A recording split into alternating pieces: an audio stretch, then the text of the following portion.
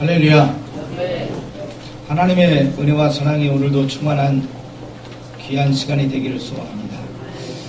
우리가 작년에 비가 많이 안 왔습니다. 그래서 제한급수도 했고 주변에 어려운 이야기를 들어봤습니다. 물론 우리가 사는 이 보령 땅대도 수자원이 좋아서 제한급수에서 좀 벗어났지만 주변에 있는 이야기 들어보니까 제한급수에서 어려웠다라는 이야기를 들어봤고요. 또 우리가 살고 있을 때도 계속 방송을 통해 물을 아껴 쓰라는 이야기들을 간혹 들었던 기억이 납니다. 하늘에서 비가 내리면 수자원이 풍성해지겠지만 하늘에서 비가 내리지 않으면 문제가 되죠. 오늘은 비에 대한 이야기를 하고 있습니다. 그것을 이른비와 늦은비다라고 이야기하는데 이 이른비와 늦은비에 대한 이야기들을 오늘 성경을 통하여 함께 말씀을 나누고 우리의 소망과 희망 되신 주님의 은혜의 말씀으로 받아들이는 귀한 시간이 되길 원합니다. 성경에는 이른비와 늦은비를 하나님이 베풀어 주시는데 누구에게 주시느냐? 하나님을 사랑하는 자에게 주십니다. 여러분이 하나님을 사랑한다라고 이야기하면 하나님 앞에 나가는 거룩한 백성일 줄 믿습니다. 우리가 사람을 사랑한다라고 이야기를 합니다. 사랑한다는 이야기를 하면 사랑한다는 말만 하는 것이 아니라 사랑하기 때문에 행동이 따라가게 되죠. 사랑한다는 말만 하고 행동으로 옮겨지지 않으면 공수표가 되는 거죠. 지난번에 우리가 물론 상술에 의한 이야기지만 어느 순간인가 11월 11일 날이 기념일이 되어버렸습니다. 빼빼로를 나눠가면서 사랑합니다. 그렇게 이야기를 하는 날이 되어버렸습니다. 그랬더니 이거 가지고는 안 된다. 우리의 전통을 살리자. 가래떡을 만들어가지고 가래떡데이다. 이렇게 이야기를 하다. 지난주에 우리 학생들이 예배하는데 간식으로 빼빼로를 나눠주더라고요. 그래서 저도 갖다 주셔가지고 빼빼로를 받게 되는데 제 가르쳤던 제자 중에 하나가 사모님이 됐는데 그 사모님이 저기 보령 청소년 살았던 자매인데 지금은 저 밑에 쪽에 가가지고 사모님이 됐어요. 거기다가 이제 남편이 빼빼로를 줬나 봐요. 그러더니 거기다가 상술에 의한 것이지만 남편이 그래도 주니까 좋다 이렇게 써놨더라고요. 그걸 보고 회개했으면 저는 안 줬거든요. 어쨌든 사랑한다는 이야기와 함께 뭔가 들어가는 거잖아요. 선물이 되든 아니면 내가 사랑하는 어떤 행동이 되든 뭔가가 전달이 될 때 저 사람이 나를 사랑하는구나 라는 것을 느끼게 되죠. 오늘 우리가 하나님을 사랑한다고 이야기를 하고 있는데 그러면 어떤 것이 하나님을 사랑하는 것이냐? 그렇죠? 우리가 하나님을 사랑한다고 고백하시잖아요. 여러분이 하나님을 사랑하신 줄 믿습니다.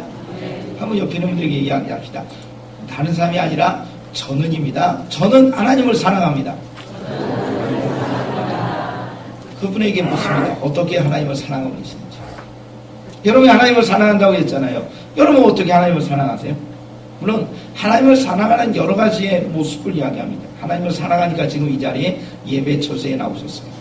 예배를 통하여 하나님을 사랑한다는 고백을 하기도 하죠. 헌신하기도 합니다. 여러 가지에 봉사하기도 합니다. 말씀을 전하기도 합니다. 근데 오늘 기록된 말씀 안에서 바라보게 되면 하나님을 사랑하는 것은요, 계명을 지키는 겁니다. 왜냐하면 우리 주님께서도 공생에 살아가면서 복음서에 기록된 말씀을 보니까 하나님을 사랑하는 사람은 누구냐? 계명을 지키는 자다. 이렇게 이야기합니다. 한번 따라합시다. 계명을 지키는 자. 하나님을 사랑하는 자, 마음을 다해 힘을 다해 하나님을 사랑하는 자를 성경 뭐라고 하느냐? 계명을 지키는 자다. 이렇게 이야기를 하고 있습니다. 예수님이 복음서에서 그렇게 이야기하셨고요.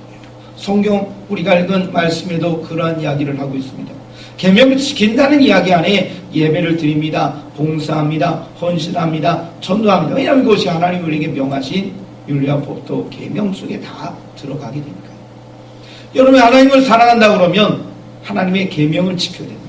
내가 생각하는 내 뜻이 아니라 하나님의 말씀이 내 안에 오시고 하나님의 말씀이 나를 지배하시고 하나님의 말씀이 내 삶의 지표가 되시고 하나님의 말씀이 내 인생의 삶 가운데 역사하시고 그 말씀을 지켜야 하는 자가 되어야 오늘 성경에서 말씀하는 하나님이 주시는 이른비와 늦은비의 복을 더해 주십니다. 느낌상 이르는 것은요, 봄이라고 느껴지지만 이른비는 봄비가 아니고 가을비입니다. 10월 11월경에 내리는 비를 가리켜 이른비다. 가을비를 이른비라고 이야기합니다. 여름 내내 비가 내리지 않아서 메말라 있는 땅 속에 비가 내리게 되면 흙이 부드러워집니다. 그러면 그 땅을 갈아엎어서 씨를 뿌리게 되는 파종기를 맞게 됩니다. 그러니까 씨를 뿌리기 위해서는 비가 내려야 되는 거예요. 비가 내리지 않으면 땅을 갈아엎을 수도 없고 물기가 없으니까 씨앗이 자라날 수가 없겠지. 그래서 이른 비는 파종기에 내리는 하나님 주신 복을 이야기하고 있습니다. 그러면 늦은 비는 언제냐면 봄비입니다. 3월, 4월에 내리는 봄비입니다. 그래서 이 비가 내리면 작물들이 잘 자라서 열매를 풍성하게 맺게 되어서 수확하게 합니다. 그래서 이른 비는 가을비로서 파종기에 내리는 비고 늦은 비는 봄비로서 수확기에 내리는 비다, 이렇게 이야기합니다. 자, 우리가 사는 세상, 작년에 좀 전에 시작하며 말씀이었지만 그래도 이 땅에는요 비가 많이 안 오지만 비가 오는 겁니다. 비가 많이 안 와도 비가 많이 옵니다. 어디에 비교해보면 오늘 말씀에 등장하는 이스라엘의 유대 땅, 이 팔레스타인에 비교해보면 비가 많이 오는 곳입니다. 그런데 우리가 이 비가 내리는 것, 안 내리는 것, 이거 굉장히 중요하다는 것 알고 계시잖아요. 얼마 전인가 목회하는데, 합독에서 목회하는데 그 지역에 비가 많이 왔습니다. 아마 여기도 비가 많이 왔을 거예요. 30며칠인가 비가 왔었던 기억이 납니다. 농사하는 분들이 주변에 있어 성도들이 있어서 들어봅니다. 씨를 뿌리면 썩어버리고, 씨를 뿌리면 썩어버리고 한 해 농사 망쳤다라는 이야기 들었어요. 비가 너무 많이 와도요 농사 지는데 어렵더라고요. 태양이 내리쬐지 않으니까요 이것이 자랄 수가 없더라고요.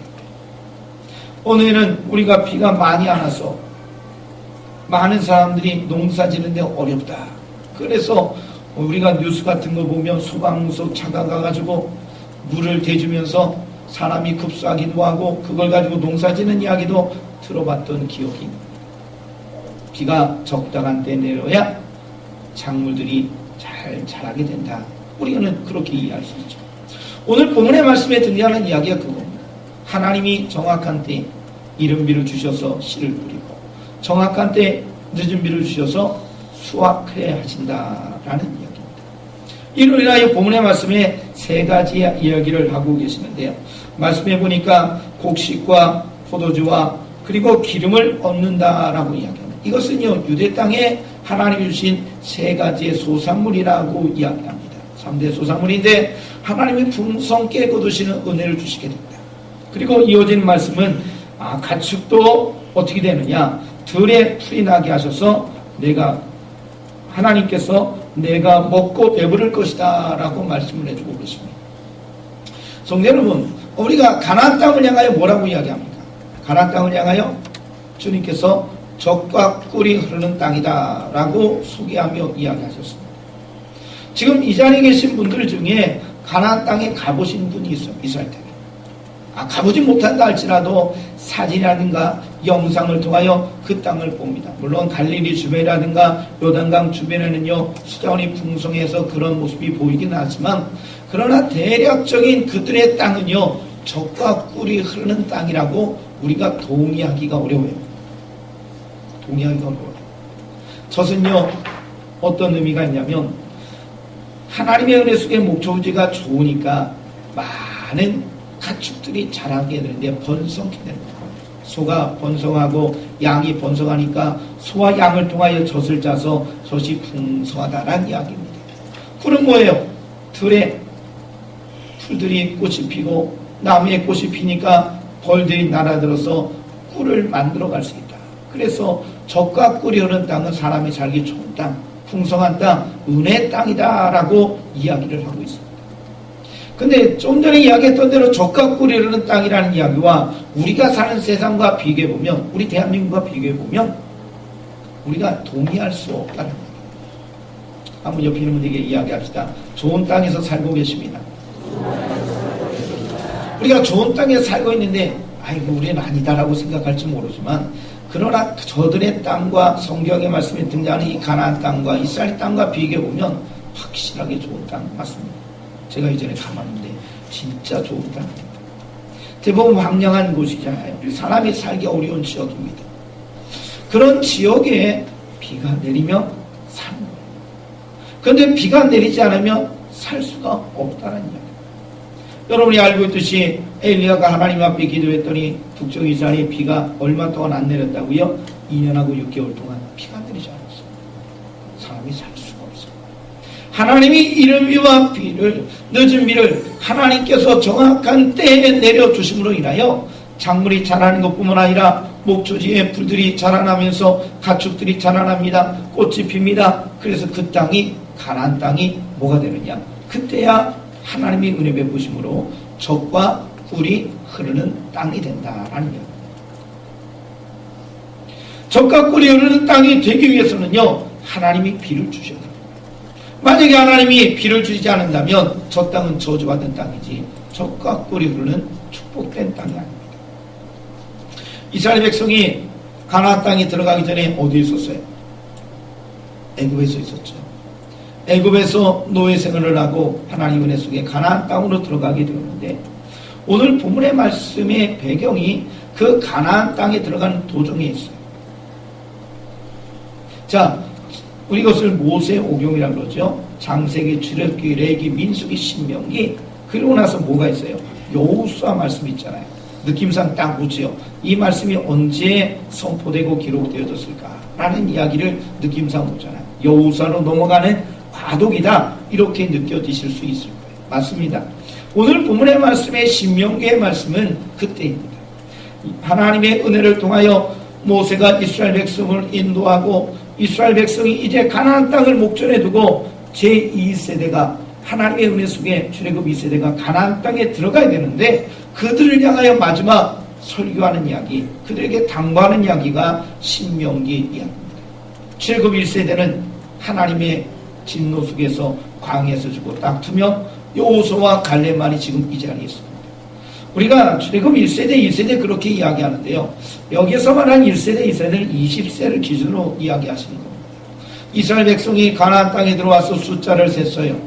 몇 세 이상? 20세 이상. 그래서 하나님께서 가데스바네에서 가라고 했는데 우리는 못 간다고 하는 것이요. 정탐꾼의 10명의 보고를 듣고 2명의 여호수아 갈렙의 보고를 듣고 선택을 했는데 10대 2로 누가 이겼느냐? 이스라엘 백성이 부정적으로 이야기하는 사람의 대답을 받아들이고 그들의 뜻에 따라서 하나님께 불평을 토로함으로 여러분이 알고 계시듯이 40일 정탐한 것을 여호수아 왕성에 40년 동안 방황해 하시고 출애굽 1세대를 세상에서 멸하셨습니다.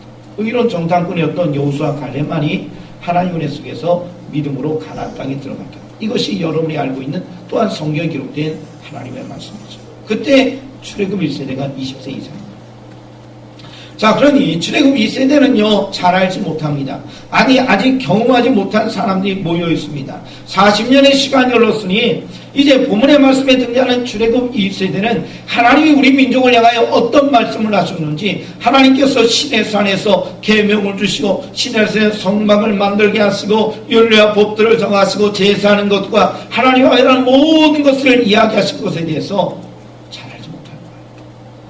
알아도 분명히 알지 못하는 거예요. 그래서 마지막 하나님의 부름을 받기 전에 출애굽 2세대에게 당부하며 설교하는 내용이 오늘 이야기입니다. 자, 너희가 가나안 땅에 들어갈 텐데 하나님께서 이른비와 늦은 비를 주실 것이다. 그러면 너희가 이 복을 받아야 된다. 어떻게 되느냐? 하나님을 사랑해야 된다. 계명을 지켜야 된다. 성도 여러분, 자, 그런데 우리가 좀 관심 있게 봤으면 좋겠는데 성경에 등장하는 이스라엘의 땅 이 이야기와 애굽에서 거했던 땅의 이야기를 좀 비교해 봤으면 좋겠습니다. 이스라엘 백성이 어디에 있었어요? 애굽에서 고센 땅이라고 그러죠. 그 땅은요 우리가 알고 있는 땅 중에서 애굽에서 비옥한 도시입니다. 자, 우리가 역사를 거슬러 430년으로 다시 올라가서 보게 되면 그 시대가 요셉에 의해서 야곱의 가문이 이주한 시대였습니다. 그때 요셉이 어떤 인물이었어요? 애굽에서 바로 왕 밑에 있었던 사람이잖아요. 7년 풍년 속에서 준비하고 7년 흉년을 예비하고 그 모든 문제를 대처한 인물이라는 거 여러분이 알고 계시잖아요.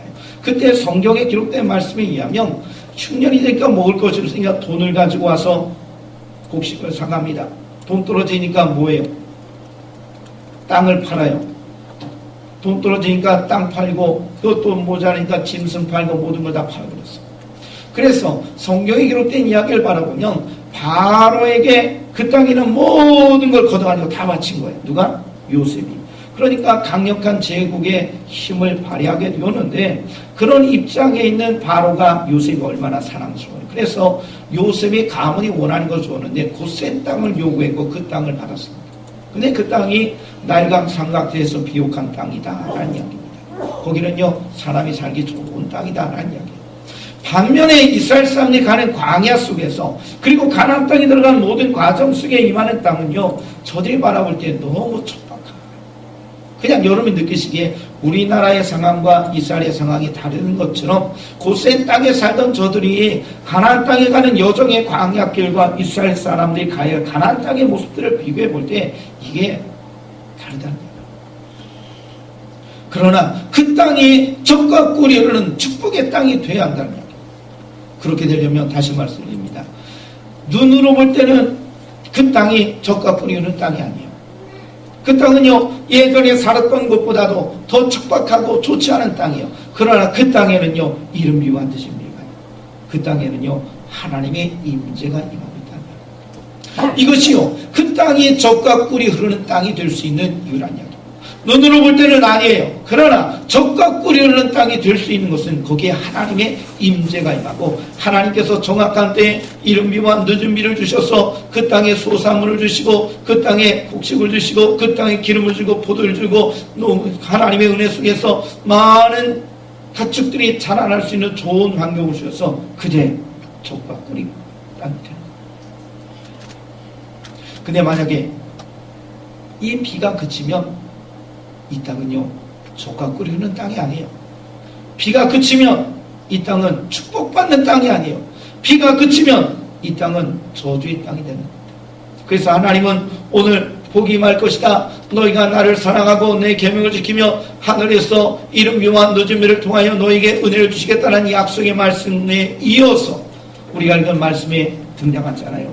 너희가 만약 나를 버리고 우상을 섬기고 거기에 절하게 되면 하나님께서 하늘의 문을 닫으시다 비를 내리시지 않겠다라고 이야기합니다.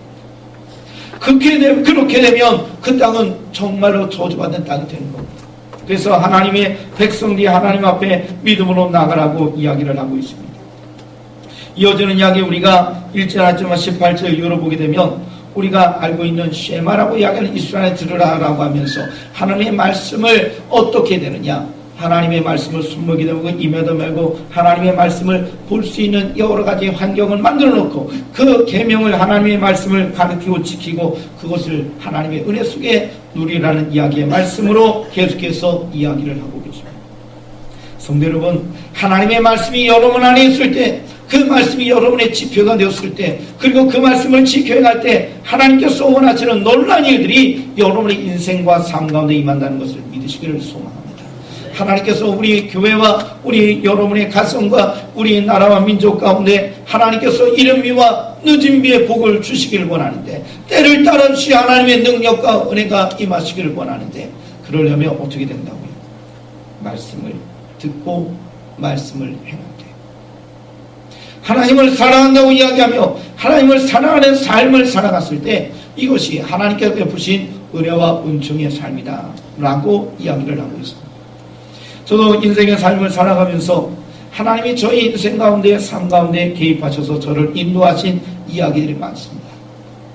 아니, 이 자리에 계신 여러분들에게도 아마 동일한 이야기가 되어질 겁니다. 하나님이 나와 함께 하셨고 하나님이 나를 도와주셨습니다. 하나님이 이때 내가 위기가 있었는데 하나님이 이 위기 속에 나를 움직여 주셨습니다. 내 인생을 움직이시고 핸들링 하시고 나를 주관하시고 역사하신 그 하나님의 은혜와 은총에 대해서 저뿐만 아니라 이 자리에 계신 분들도 간증할 것이 있을 거라고 믿습니다. 있습니다? 네. 여러분들에게 있어요. 그런 이야기를 이웃들과 함께 나누시고 하나님을 찬양하고 영광 돌리시는 거룩한 주의 자녀가 되시기를 소망합니다. 다시 말씀으로 들어갑니다. 하나님은 이스라엘 백성에게 말씀하셨습니다. 모세를 통하여 말씀하셨습니다.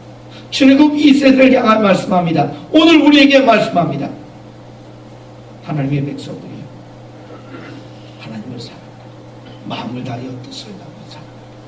하나님을 사랑하는 건 계명을 지키는 것입니다. 너희가 계명을 지켜 하나님을 사랑하면 하나님의 때의 은혜로 너희에게 함께하여 주소서. 적박한 땅 아니다. 그 땅은 하나님의 은혜가 임하니 저 땅 가운데 하늘에 비가 낼 것이다. 정확한 때에 이른 비와 늦은 비를 주시게 될 것이고 이를 통하여 하늘의 복이 너에게 임하여 그 땅에 소사물이 나고 그 땅에 하나님의 곡식을 주시고 포도주와 기름을 주시고 많은 것이 자라는 정말로 말씀하신 대로 적과 꿀을 흐르는 땅이 될 것이다. 그러나 너희가 하나님의 말씀대로 지켜 행하지 않냐고 우상을 섬기며 하나님의 마음을 떠나고 너희가 다른 것을 사랑하게 되면 하나님께서 하늘의 문을 닫으시고 비를 멈추게 되고 그 땅은 적과 꿀이 흐르는 땅이 아니라 저주의 땅이 될 것이다.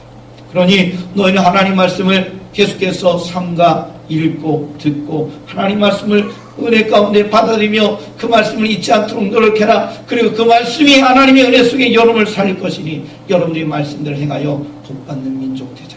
적과 꿀이는 그 땅, 하나님이신 그 땅 가운데 임재를 경험하지 않고 오늘 모세가 출애굽 2세대가 이야기합니다. 오늘 우리에게 그 이야기합니다. 사랑하는 성도 여러분, 이 자리에 계신 모든 분들이 이러한 하나님의 은혜를 누리시기를 소원합니다. 이 자리에 계신 모든 분들이 내 인생 가운데 하나님이 도와주었습니다.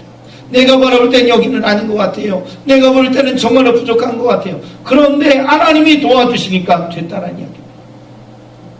우리가 너무나 잘 아는 이야기로 함께 우리가 제자훈련하는 그 내용 속에 있었던 모습인데요. 아브라함과 롯에 대한 이야기입니다. 롯은 멸망받기 전 소돔과 고모를 보니 에덴 동산 같았다는 거 아름다운 환경이었어요.